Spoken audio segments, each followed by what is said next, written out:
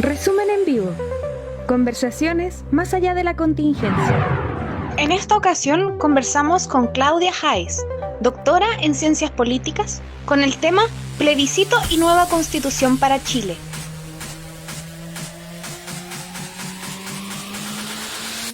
La cita es...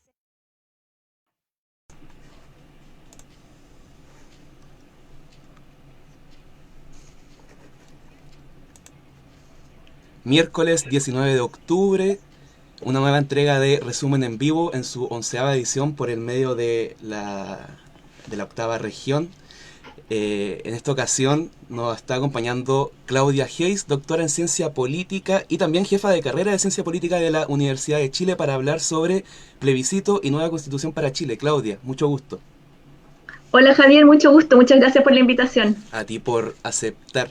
Le recordamos a la gente que se está conectando a la transmisión en vivo tanto por Facebook como por Instagram que puede dejar sus preguntas y comentarios de esta conversación que vamos a estar teniendo con Claudia de aproximadamente 40 minutos, esperemos.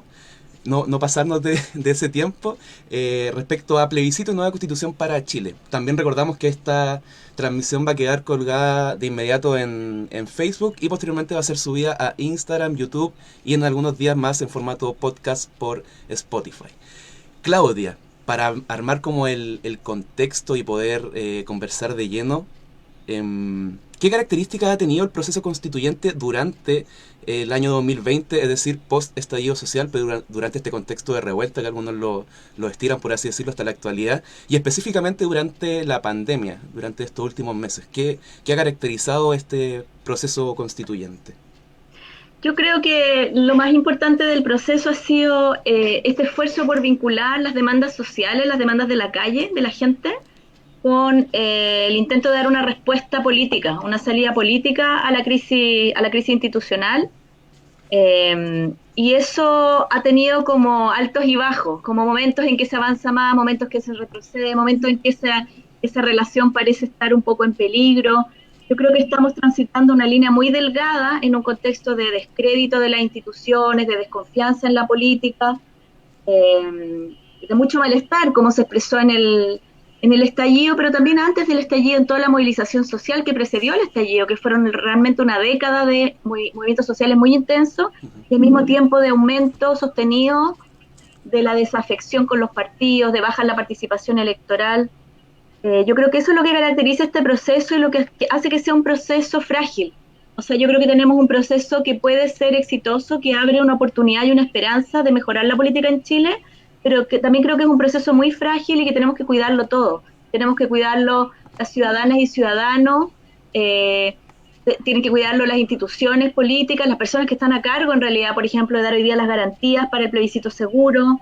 O sea, yo creo que en el fondo, si esto va a salir bien o va a salir mal, depende de cómo se comporten todos los actores políticos, y por eso creo que es súper importante ser responsable. Las personas que estamos, digamos, las personas de a pie, tenemos que ser responsables y actuar como ciudadanos comprometidos, estar informados, mantenernos alerta, porque finalmente esto es un cambio constitucional que partió de la ciudadanía, y los actores políticos también tienen que ser responsables en cuidar el acuerdo al que se llegó y proteger en el fondo esta frágil salida institucional que se ha logrado construir a partir del acuerdo del 15 de noviembre y de todas las reformas constitucionales que todavía se están discutiendo en el Congreso. Hoy mismo se está todavía discutiendo el tema de los escaños reservados para pueblos indígenas, que no se logró resolver ni en diciembre con la primera reforma, ni en marzo cuando se aprobó la paridad y los independientes.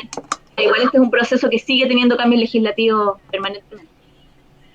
Perfecto, estamos conversando con Claudia Hayes, doctora en Ciencia Política y jefa de carrera de Ciencia Política de la Universidad de Chile, sobre el proceso constituyente, en verdad, más allá de diferenciarlo como el plebiscito y la nueva constitución que posteriormente se pudiera elaborar. Ya vamos a profundizar en eso. Es como el proceso general que incluso tiene un arraigo histórico súper importante. No es algo, la nueva constitución no es algo que se esté trabajando solamente durante los últimos meses, sino que es una demanda que se ha ido posicionando con el paso del tiempo. Pero ya vamos a entrar a ese punto. Claudia, me gustaría consultarte sobre los mecanismos de votación, considerando el actual contexto de pandemia. CERVEL ha dado algunas orientaciones. También hace poco revisé que la Asociación Chilena de Ciencia Política también dio un plan de u orientaciones, mejor dicho, de cómo se puede desarrollar el proceso de votación, cómo se puede desarrollar este proceso. Bueno, yo creo que ha sido un poco lento el anuncio de las medidas sanitarias. Yo creo que es muy importante que haya información, que haya acuerdos, pero sobre todo que haya información oportuna, pronta sobre esos acuerdos, porque estamos a menos de una semana de iniciar la campaña del plebiscito. La campaña va a ser principalmente de carácter virtual, va a ser a distancia, no va a haber puerta a puerta ni manifestaciones masivas como suele ocurrir en otros contextos electorales. Va a ser una campaña diferente, y yo creo que es muy importante ahora que las autoridades y sobre todo el CERVEL le explique a la gente cómo se va a hacer y dé garantías de que se han tomado todas las previsiones posibles. El CERVEL hace tiempo ya sacó un instructivo con algunas normas generales, ha tenido reuniones ahora recientemente con el Colegio Médico, con la mesa COVID, esta mesa asesora COVID-19, se reunió con el CERVEL. El Congreso acaba de aprobar una reforma también que le da al CERVEL atribuciones para poder seguir haciendo otras modificaciones a las elecciones que normalmente no podría hacer, pero que en este contexto es necesario para adecuar la situación al contexto de pandemia. Y bueno, ya se están tomando algunas previsiones que tienen que ver con lo que se va a entregar, porque el CERVEL prepara unos kits electorales donde vienen la urna, los votos, etcétera, y ahora junto con los votos, la urna, van a tener que venir mascarilla, alcohol gel. Es como el kit sanitario claro, el kit sanitario del ministro de Educación. Está también el tema de los lápices. Se necesita un lápiz mina para emitir el voto y un lápiz pasta para firmar el acta. Y la idea es que el lápiz no pase de mano en mano. Entonces al principio se había escuchado una propuesta de que cada uno llevara su lápiz. Ahora yo he visto otras propuestas circulando de que entreguen ahí un lápiz individual por cada persona. Pero ese tipo de cosas tienen que resolverse, tienen que informarse. Pero yo creo que es bastante claro que el plebiscito sí se va a poder realizar. O sea, el Colegio Médico lo ha dicho ahora bastante claramente, el propio CERVEL había dado unas cifras de la cantidad de contagiados, que si tuviéramos una tasa alta de personas activas en COVID, en proporción, en promedio serían como una por mesa, creo que eran 16.000 personas activas, daban como uno por mesa, si no me equivoco.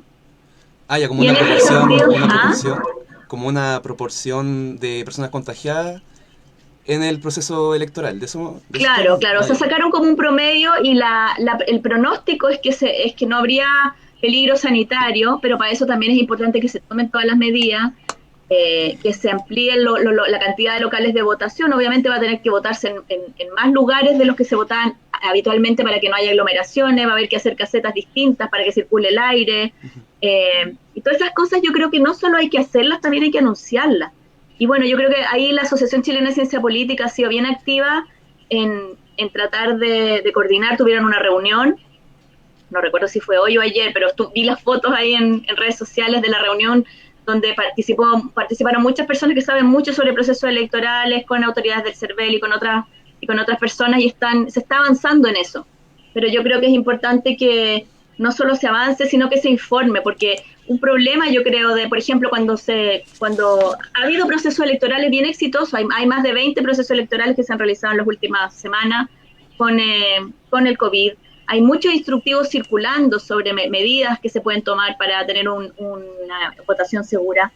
Y lo que pasó en Francia, en esta elección local que hubo con muy baja participación, fue que hasta el último momento no se sabía si se iba a hacer o no se iba a hacer la elección.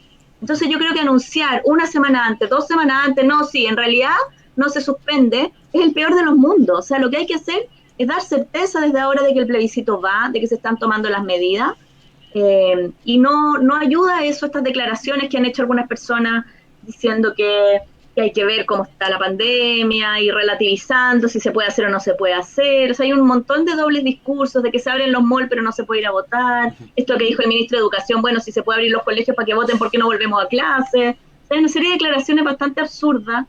La idea ahora de cambiar los umbrales, que más bien dan la impresión de querer como echarle pelo a la sopa y confundir a la opinión pública, que lo que necesitan en este momento son certezas, claridad e información técnica que dé la seguridad de que puede ir a votar con tranquilidad en un proceso que es tan importante para el país, para todos los sectores políticos. Creo que es un hecho político tan importante, tan relevante, y como decía antes, en un contexto de tal fragilidad, que debiéramos estar todas y todos enfocados a cuidar este proceso para que se pueda expresar democráticamente la voluntad de las chilenas y los chilenos en el plebiscito. Perfecto, estamos hablando con Claudia Hayes, doctora en Ciencia Política y jefa de carrera de Ciencia Política de la Universidad de Chile. Agradecemos a la gente que ha estado compartiendo la transmisión tanto por Instagram como por Facebook y le recordamos que puede dejar sus consultas o comentarios en la caja de, valga la redundancia, comentarios, o también puede escuchar esta grata conversación que estamos teniendo con Claudia posteriormente tanto por Facebook, YouTube y Spotify. Hay hartos elementos en verdad que has tocado que son súper importantes porque abordan lo que estamos viviendo actualmente. O sea, nadie puede ser indiferente al contexto de pandemia, este proceso de desconfinamiento que ha desarrollado el gobierno, que ya ha entregado cifras e imágenes sobre todo súper importantes y preocupantes porque, claro, se aborda desde el punto de vista económico esas aglomeraciones, pero también cómo se puede desarrollar esa aglomeración en una eventual votación, entendiendo en cuenta como la cultura de votación que tenemos las personas en este país durante décadas. Y en esa perspectiva, Claudia, yo no sé si conoce algunos elementos de experiencias latinoamericanas que se pueden recoger para el proceso constitucional. Si que existen como alguna, como dije, como experiencias de países latinoamericanos que podamos tomar, o también internacionales. Recién tú planteaste esta... ¿De Francia? Sí, sí que puedes como recoger elementos que se debieran abordar en Chile, por ejemplo, o que Chile podría considerar. Bueno, la verdad es que, por ejemplo, en Corea del Sur hubo un proceso que fue bastante masivo y que no tuvo efecto sanitario. Ha habido varios procesos, como decía, hay más de 22 procesos electorales que se han desarrollado tomando las prevenciones y que no han causado mayor contagio.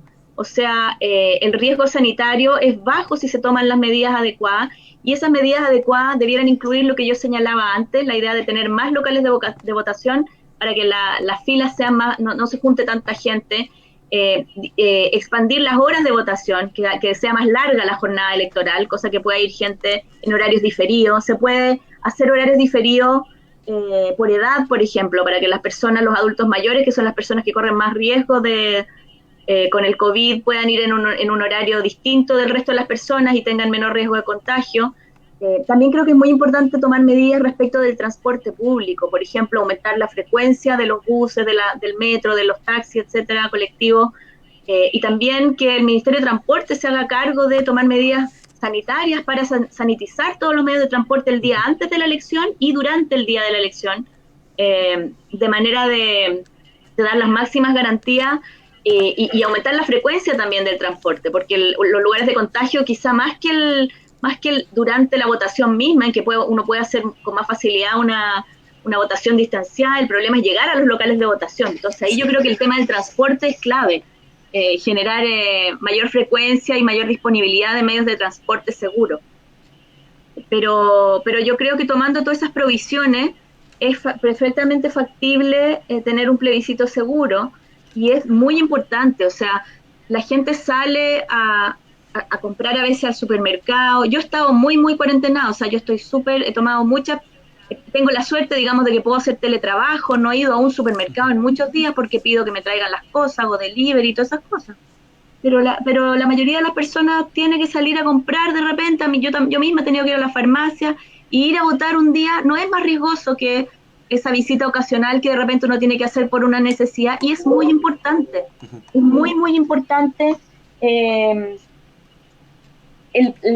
que vaya mucha gente a votar en el plebiscito. Perdón, se me está botando la batería, no me di cuenta que tenía desenchufado el computador. No te preocupes, estamos conversando con ahí está Claudia enchufado. Ya no relleno, entonces sigamos. Tengo cerca el enchufe, por suerte. No hay problema. No, o sea, yo creo que hay que tomar las cosas en su debido peso. O sea, yo no he sido en general partidaria de que se desconfine nada, y creo que es muy importante cuidarse, pero creo que están las condiciones para tener un plebiscito seguro. Y creo que es un evento demasiado importante como para que se siga discutiendo si se suspende o no se suspende, si se cambia o no se cambia el quórum.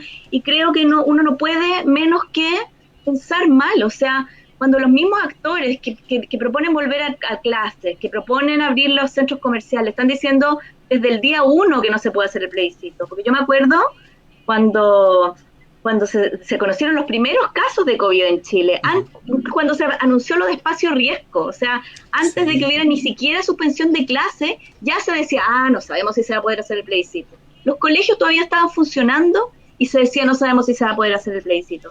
Entonces yo creo que es muy importante sobre todo de parte de las personas que no quieren una nueva constitución, dar una señal de que no se están oponiendo y que no están usando mañosamente la pandemia para oponerse a un proceso democrático, para oponerse a que se lleve a cabo algo que fue un acuerdo de todos los partidos y que claramente la ciudadanía ha demandado con mucha fuerza y con mucha vehemencia. Oye, Claudia, en esa misma línea, por ejemplo, acá en Facebook nos preguntan por qué no se ha implementado el voto por correo como en muchos países. Con eso no hay presencialidad en la emisión del voto. Si es que tiene alguna reflexión sobre ese tema del voto por correo. Uh-huh. Bueno, en general en la ciencia política hay mucha discusión sobre los tipos de sistemas de voto, de votación. Y no son temas sencillos. O sea, en Estados Unidos, por ejemplo, se usa mucho el voto anticipado y el voto por correo. Y el voto por correo tiene complejidades, es ajeno a nuestra tradición, es difícil de controlar, es fácil de manipular. ¿Cómo sabe uno que el voto realmente lo emitió la persona que lo está mandando y no su mamá, su hermano? Es mucho más fácil de manipular y en el fondo de generar incertidumbre respecto del resultado, un voto por correo que un voto presencial. Lo mismo con el voto electrónico. Se ha hablado, por ejemplo, el voto electrónico hay dos opciones, hay un voto electrónico remoto y un voto electrónico presencial. En casi ningún país del mundo se usa el voto electrónico remoto porque es muy fácil de hackear. Es distinto que las transacciones bancarias. La gente dice, pero ¿cómo? Si puedo transferir plata al banco, ¿por qué no voy a poder votar? Porque resulta que el voto es secreto. La transacción bancaria queda registro, uno no oculta que transfirió una cantidad de plata, que le queda registro en la tarjeta de crédito, pero el voto es necesario recordar no solamente que sea fidedigna la votación, sino también que el voto sea secreto y que además esté votando la persona que dice que está votando. Y eso, todas esas cosas son muy difíciles de controlar, pueden parecer como detalles, pero la verdad es que en una elección lo más importante es dar garantía de que el resultado es fidedigno. Lo más importante que produce una votación es certeza respecto del resultado y sobre todo certeza para los que pierden, que los que pierden tengan garantía de que el voto no ha sido manipulado, no ha habido fraude, y en ese sentido yo creo que el voto por correo es complicado, plantea hartas dificultades, ha sido bien cuestionado en Estados Unidos, que es el país donde se usa más. La verdad es que los sistemas electorales en Estados Unidos tienen hartos problemas, tienen varias dificultades. El voto electrónico presencial, por ejemplo, me recuerdo la elección de George W. Bush cuando perdió Al Gore, y en Florida el voto no se entendía, las papeletas son distintas en cada estado, hay muchas complicaciones con el voto. En Chile tenemos un sistema que funciona muy bien, que tenemos mucha práctica en cómo se hace, también una cosa de cultura electoral, de que la gente sabe cómo se vota, sabe cómo funcionan los vocales de mesa, y todo eso yo creo que da mucho más garantía, es más fácil ampliar los horarios de votación, empezar a innovar a 2 meses de un plebiscito tan importante con mecanismos de votación que quizás no van a dar las garantías que necesitamos para un hecho político tan relevante como una elección que va a permitirnos cambiar la Constitución. Perfecto, Claudia. Ahí está Claudia Hayes planteando muchos elementos, dando respuesta también a las consultas que se están dando en las redes sociales. Agradecemos nuevamente a la gente que nos está viendo y que compartió y está compartiendo todavía esta transmisión por las 2 plataformas de streaming. Para hablar ya de lleno en términos de contenido de esta carta, la Carta de la Constitución. ¿Qué aspectos legales son esenciales para abrir cambios medulares? Porque la historia reciente, la postdictadura en Chile, nos ha demostrado que se han realizado algunos cambios, pero más bien como que se han generado procesos de reforma de Constitución, pero esos procesos de reforma han abierto movilizaciones igual gigantes, porque se dan a conocer o se vislumbran problemáticas mucho más profundas que quizás están relacionadas con los anclajes de la dictadura, o más bien, no es que quizás lo estén, sino que están desarrolladas relacionadas, mejor dicho, con los anclajes de la dictadura. ¿Qué aspectos legales son esenciales para abrir esa oportunidad de cambio? Yo creo que el descontento constitucional tiene 2 componentes importantes. Uno es la relación entre lo público y lo privado, el rol del Estado, por ejemplo, en la satisfacción de derechos sociales, es muy débil en esta Constitución, es una Constitución que plantea un Estado que retrocede para dejarle el mayor espacio posible a los privados en la provisión de servicios sociales. Y yo creo que eso claramente es lo que la gente está pidiendo cambiar en la Constitución, y es algo que no ha cambiado con las reformas constitucionales ni del 89, ni del 2005, ni ninguna de las otras reformas que se han hecho a la Constitución, que son muchas. Y en segundo lugar, creo que esta Constitución tiene problemas graves respecto del sistema político que diseña, respecto de un sistema que tiene muy poca capacidad de cambiar las cosas, como dice Fernando Atria, que no le da capacidad de agencia al pueblo, que no empodera a la gente para producir cambio social. Y entonces yo creo que el cambio constitucional tiene que abordar esos dos problemas, una demanda por redistribución de la riqueza, que tiene que ver con el nivel enorme de concentración económica y aumento de la desigualdad que hemos tenido en Chile en las últimas décadas, y una demanda de redistribución del poder político, para tener un sistema menos elitista, más inclusivo, donde la voz de la gente tenga mayor peso en la decisión política y no se perciba esta exclusión, que es una exclusión no solo de grupos determinados, como las mujeres, como los pueblos indígenas, como las personas con discapacidad, que no han estado presentes en la decisión política en las últimas décadas. Hay que recordar, por ejemplo, en el tema del género, que las mujeres, hasta este congreso, que es el primer congreso que tenemos con cuotas de género, las mujeres eran un 15% de las parlamentarias, 15%, era un 85% de las leyes se venían haciendo por hombres. Pero además de eso hay un sesgo de clase que es muy importante en nuestra clase política, digamos, que yo creo que requiere un cambio. O sea, la gente no solamente quiere que le digan que están defendiendo sus intereses, quiere estar presente en la decisión política. Y por lo tanto tenemos que ampliar la representación política no solamente a mujeres, indígenas, personas con discapacidad y otros grupos que han estado excluidos de la decisión política. Tenemos que hacer que nuestros órganos de representación y especialmente el Congreso se parezca más a la ciudadanía, que la gente no venga de 5 colegios y sean todos primos entre ellos y sean todos parientes, que no haya una clase social tan determinada, tan explícitamente cerrada, digamos, tomando las decisiones para otros, porque además nuestras legisladoras y legisladores en general toman decisiones sobre el sistema público, sobre la educación pública, sobre la salud pública, que no tocan mucho al sistema privado de salud ni a la educación privada, ¿no? Entonces parece que fueran como ricos legislando para pobres, y no personas legislando para sí mismas, que es la definición de democracia. Y yo creo que eso tiene que cambiar. No digo que vaya a cambiar de la noche a la mañana, pero creo que el cambio constitucional puede ayudar a generar un sistema político más inclusivo y más participativo. Entonces, quizás si puedo resumirlo en 4 puntos, yo creo que necesitamos más presencia del interés público frente al interés privado, necesitamos más protección social, a lo que se parezca más a un estado de bienestar, necesitamos desconcentrar el poder político, tanto en la relación funcional del poder, o sea, entre el Congreso y el presidente, o sea, ejecutivo-legislativo, como en términos geográficos, o sea, en la relación entre Santiago y las regiones, y desconcentrar el poder en ese sentido también. Y por último, creo que necesitamos un sistema político mucho menos elitista y excluyente, mucho más inclusivo, donde estén presentes los pobres, las mujeres, los pueblos indígenas, las personas con discapacidad, etc. Estamos en la 11ª entrega de Resumen en Vivo junto a Claudia Hayes conversando sobre el proceso constituyente. Hay alguna reflexión en la caja de comentarios. Por ejemplo, Carolina Moreira plantea que de parte del gobierno no se manifiesta el deber que debe cumplir en relación al plebiscito. Declaraciones ambiguas que no contribuyen a la certeza de la realización de este proceso, que va en la misma línea que plantea Claudia. Esta como tibieza, por así decirlo, con el que se trata la situación a pocas semanas. Creo que faltan menos de 70 días, y mi matemática, que no manejo muy bien, no me falla. Creo que faltan menos de 70 días para que sea 25 de octubre y realizar el proceso de votación. Y en ese escenario, Claudia, con lo que tú me planteaste, igual desde los escaños quizás, con un escenario post plebiscito y considerando, por ejemplo, una aprobación, una inminente aprobación, esperemos que una gran aprobación, ¿cómo o cuáles son las opciones del proceso que viene después? Es decir, 25 de octubre se aprueba el proceso constituyente, se va a hacer un plebiscito. Se abren 2 opciones de organismos. ¿Cuál es la característica de estos organismos? Como en perspectiva de lo que viene después. Bueno, hay que entender primero que el plebiscito de octubre tiene 2 papeletas, no una. O sea, ya el 25 de octubre nos van a preguntar 2 cosas. En una va a decir, ¿quiere usted que se haga una nueva constitución? Y las opciones van a ser apruebo o rechazo. Apruebo si quieren una nueva constitución, rechazo si quiere mantener la constitución del 80.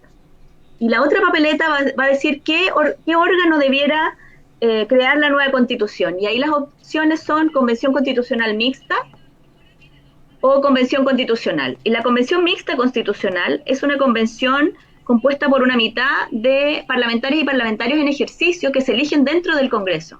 O sea, la mixta está compuesta por una mitad de personas electas y otra mitad de personas que elige el propio Congreso. Son 72 electos y 72 en el Congreso, que es un poquito más de la mitad de los 155 escaños que tiene nuestra Cámara de Diputados, que es el sistema electoral como modelo del sistema de elección de la Convención Constitucional. Entonces nosotros iríamos a elegir para la Convención Constitucional, si llegara a ganar la mitad de constituyentes, ¿verdad? Que si gana la Convención Constitucional. Si gana la Convención Constitucional vamos a ir a elegir el doble. Y la otra mitad se va a elegir dentro del Congreso con un sistema electoral que es súper enredado, pero que también va a representar, se supone, la correlación de fuerzas que existe dentro del Congreso. Y bueno, lamentablemente si gana la mixta no va a haber paridad de género, aunque parezca una contradicción porque uno está acostumbrado a decir mixto como los colegios mixtos, que claro, son con hombres y mujeres. Bueno, si gana la mixta no va a ser mixta, van a ser mayoría de hombres, porque resulta que la mixta no obliga a la paridad de género en la elección del Congreso, sí obliga a la paridad de género en la elección de esa mitad que vamos a elegir nueva, pero la del Congreso no es paritaria, en parte porque no hay suficiente mujer en el Congreso, habrían tenido que mandar a todas las parlamentarias a la Convención Constitucional.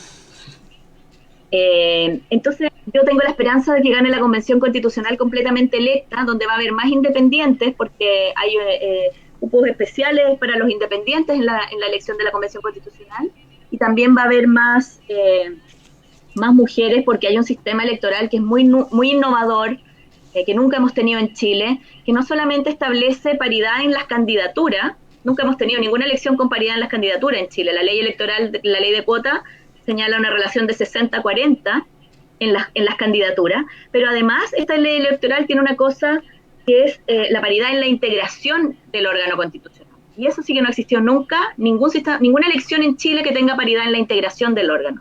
Y eso significa que si por ejemplo en un distrito ganan 3 hombres, bueno, el que tenga menos votos de esos 3 va a ser reemplazado por una mujer de su mismo partido, de su misma subpacto, de su misma lista. Vale.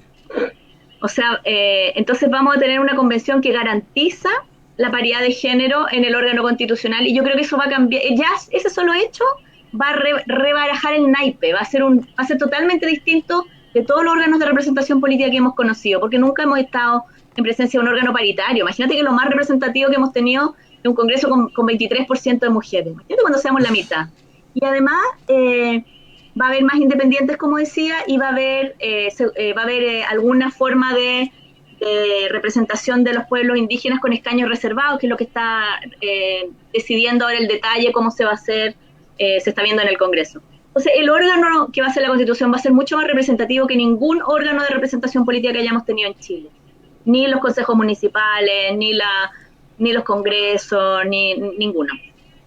Ahora, yo creo que a pesar de eso no basta con que el órgano sea muy representativo, hay que buscar otras formas de participación de la ciudadanía durante el trabajo de la Convención Constitucional, y eso yo creo que es una tarea en la que ojalá todas y todos podamos participar, en proponer ideas y pensar formas para proponerle a las personas por las que vamos a votar en abril para la Convención Constitucional, si es que gana el apruebo, porque bueno, después de la apruebo y el rechazo y las dos formas de convención, en abril, el 11 de abril del próximo año viene la elección de los convencionales, de los miembros de la convención, ya sea la mitad o la convención completa, según el órgano constituyente que gane.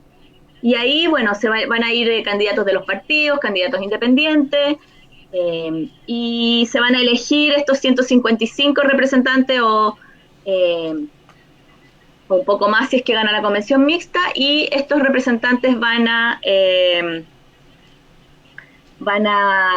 constituir una convención constitucional que va a dictar su propio reglamento. O sea, una vez que se elijan estos representantes, por ejemplo, no sabemos cuál va a ser la sede de la Convención Constitucional.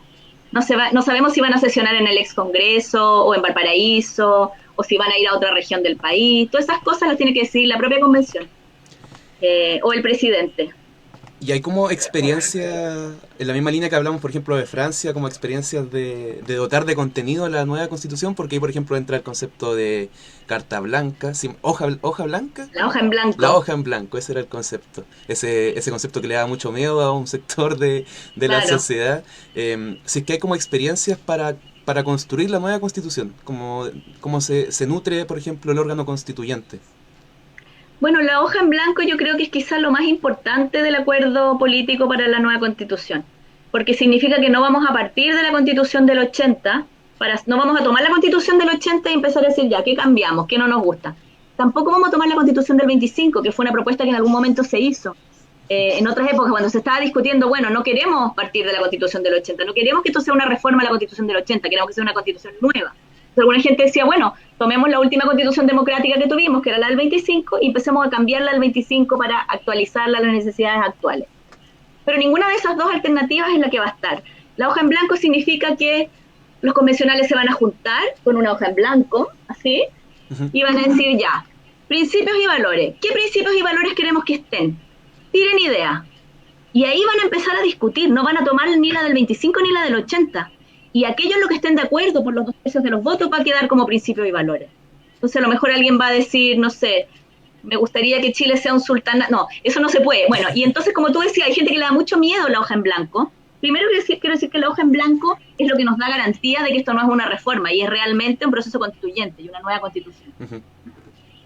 Pero por otro lado, es cierto que la hoja en blanco se da en un país que existe, con instituciones que existen, con personas que tienen una cultura política, jurídica, ¿no?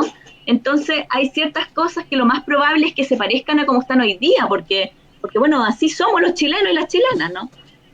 Pero como le daba tanto miedo la hoja en blanco, sobre todo a un sector de la derecha, que tiene miedo de que si esto se abre, siempre hablaban de la caja de Pandora, que vaya a hallar gente y va a decir, hagamos un soviet, convirtamos a Chile en un sultanato, no sé, cosas así.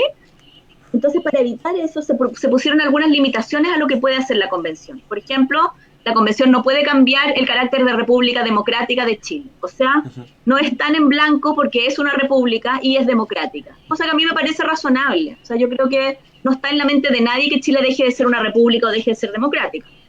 Está la idea de que tienen que respetarse los fallos de la justicia. No puede la Convención Constitucional suprimir los fallos judiciales. Hay cosas que son un poco más polémicas. Por ejemplo, quedó en la reforma que permite este proceso constituyente la idea de que la Convención no puede modificar los tratados internacionales firmados por Chile. Y ahí está la discusión de si eso incluye los tratados de libre comercio, si no se puede revisar los tratados de libre comercio. Pero yo creo que lo más importante que va a hacer la Convención Constitucional es abrir una discusión política, no cerrarla. La Convención Constitucional no va a escribir un programa político, sino que va a abrir una nueva posibilidad de conversación política.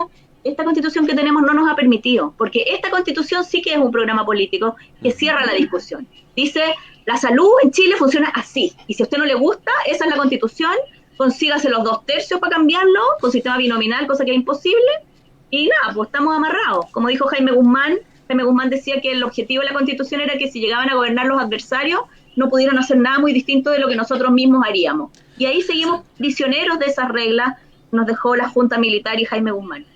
Y ahora no vamos a tener esa regla, entonces vamos a poder abrir un proceso político que no se ha dado de manera democrática en Chile desde el retorno de la democracia. Claudia, aquí hay hartos comentarios, voy a intentar hacer el filtro por el tiempo, ya llevamos un poco más de media hora conversando junto a Claudia Hayes. Kevin Arregada consulta, buenas tardes doctora Hayes, quería preguntarle cuáles debieran ser los quórums para una nueva constitución para efectuar una reforma constitucional, pensando en el complejo problema que se presenta en la actual constitución de 1980 con quórums muy altos que hacen que una minoría se imponga sobre una mayoría.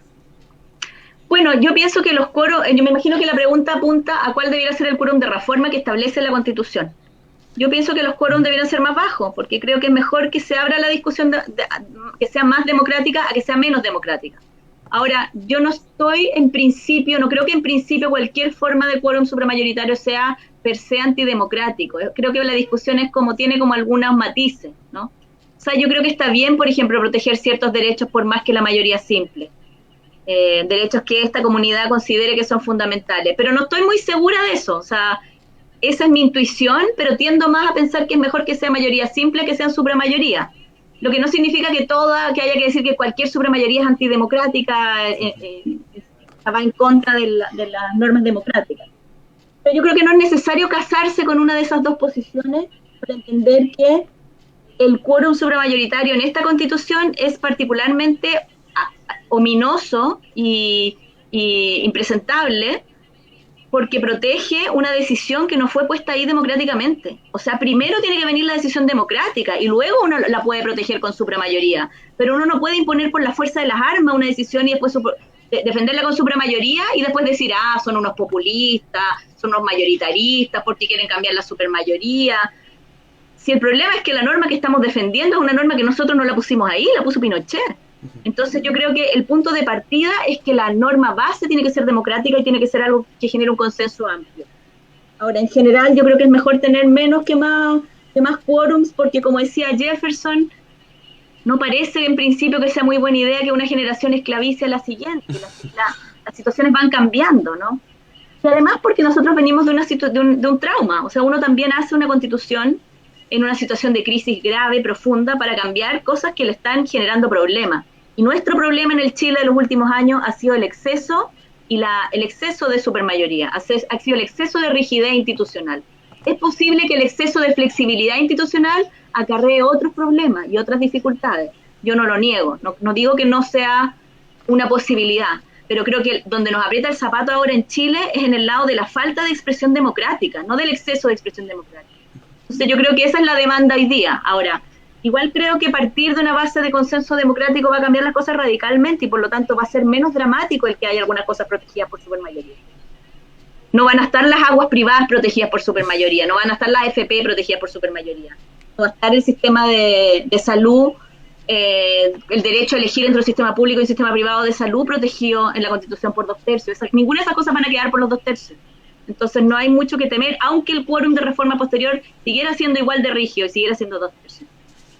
Porque se necesitan 2/3 para poner ahí la norma.